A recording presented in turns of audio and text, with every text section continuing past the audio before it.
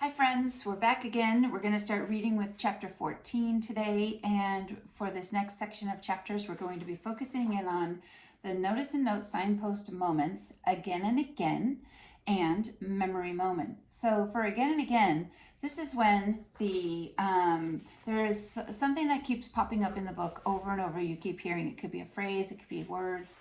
So for instance, I want you to be paying attention for words that you've heard previously, and now they're going to be popping up over and over. Well, not over and over, but maybe you keep hearing them come up occasionally.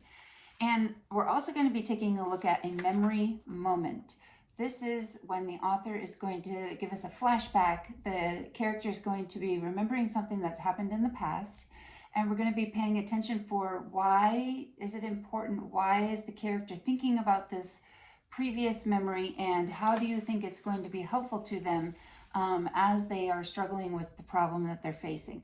And so the other thing that we should talk about then is conflict. What is the problem that Despereaux has? Okay, so you can take a moment, pause, and go ahead and put into the comments, what do you think the problem is that Despereaux is facing now?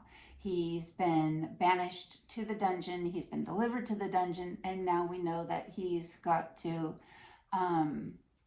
possibly be sent to his death or save himself.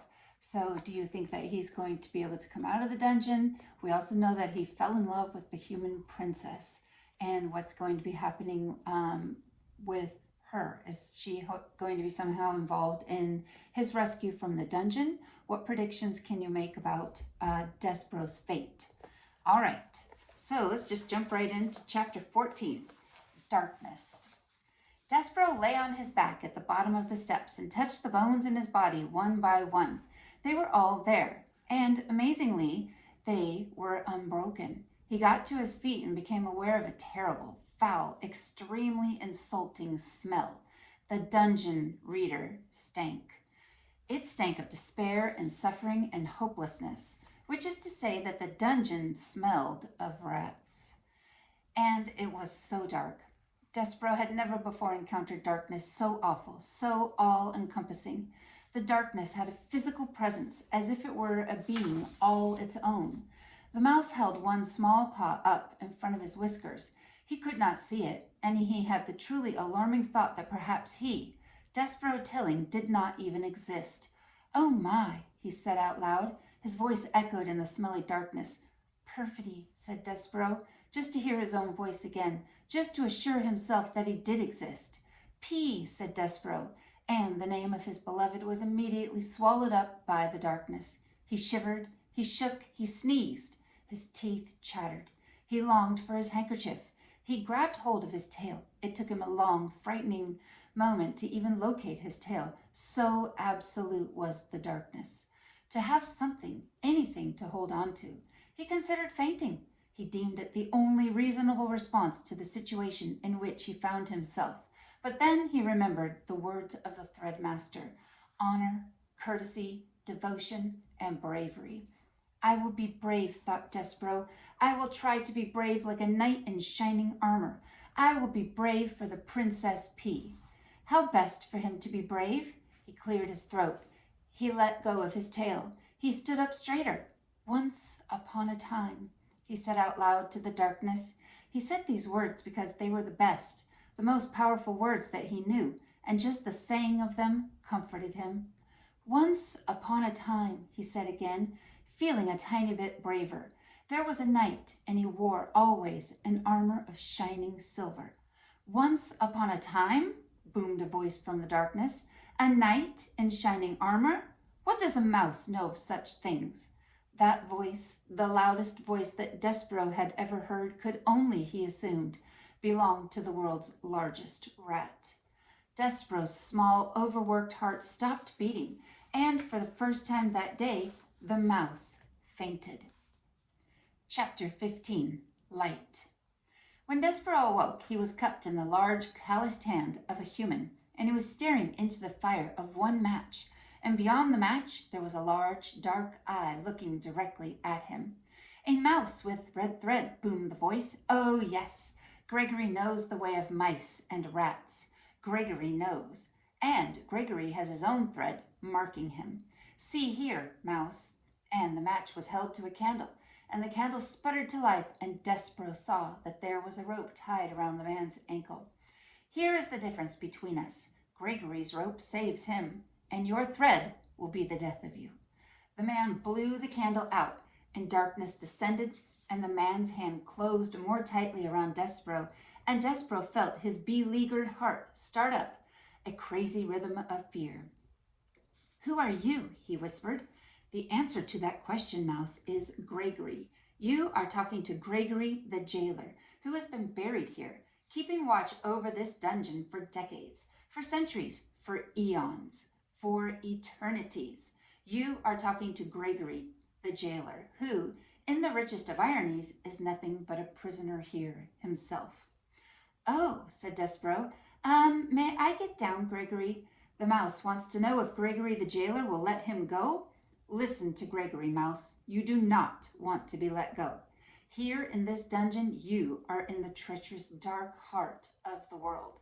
And if Gregory was to release you, the twistings and turnings and dead ends and false doorways of this place would swallow you for all eternity. Only Gregory has the rats, and the rats can find their way through this maze. The rats, because they know, because the way of it mirrors their own dark hearts. And Gregory, because the rope is forever tied to his ankle to guide him back to the beginning. Gregory would let you go, but you would only beg him to take you up again. The rats are coming for you, you see. They are? Listen, said Gregory. You can hear their tails dragging through the muck and filth. You can hear them filing their nails and teeth. They are coming for you. They are coming to take you apart, piece by piece. Despereaux listened, and he was quite certain that he heard the nails and teeth of the rats, the sound of sharp things being made sharper still. They will strip all the fur from your flesh and all the flesh from your bones. When they are done with you, there will be nothing left except red thread and bones. Gregory has seen it many times, the tragic end of a mouse. But I need to live, said Despereaux. I can't die. You cannot die? Ah, that is lovely. He says he cannot die. Gregory closed his hand more tightly around Despereaux. And why would that be, Mouse? Why is it that you cannot die? Because I'm in love. I love somebody, and it is my duty to serve her. Love, said Gregory, love? Hark you. I will show you the twisted results of love. Another match was struck. The candle was lit again, and Gregory held it up so that its flame illuminated a massive, towering, teetering pile of spoons and kettles and soups and bowls. Look on that, Mouse, said Gregory. That is a monument to the foolishness of love. What is it? Asked Despereaux. He stared at the great tower that reached up, up, up into the darkness, the blackness. What it looks like. Spoons, bowls, kettles, all of them gathered here as hard evidence of the pain of loving a living thing. The king loved the queen, and the queen died. This monstrosity, this junk heap is the result of love. I don't understand, said Despereaux, and you will not understand until you lose what you love. But enough about love, said Gregory. He blew out the candle. We will talk instead about your life, and how Gregory will save it, if you so desire. Why would you save me? Despereaux asked. Have you saved any of the other mice? Never, said Gregory, not one. Why would you save me then? Because you, Mouse, can tell Gregory a story. Stories are light. Light is precious in a world so dark. Begin at the beginning. Tell Gregory a story. Make some light. And because Despereaux wanted very much to live, he said, once upon a time. Yes, said Gregory happily. He raised his hand higher and then higher still, until Despereaux's whiskers brushed against his leathery, time-worn ear. Go on, Mouse, said Gregory. Tell Gregory a story. And it was in this way that Despereaux became the only mouse sent to the dungeon whom the rats did not reduce to a pile of bones and a piece of red thread. It was in this way that Despereaux was saved. Reader, if you don't mind, that is where we will leave our small mouse for now, in the dark of the dungeon, in the hand of an old jailer, telling a story to save himself. It is time for us to turn our attention elsewhere. Time for us, reader, to speak of rats, and of one rat in particular. End of the first book. And we will stop there.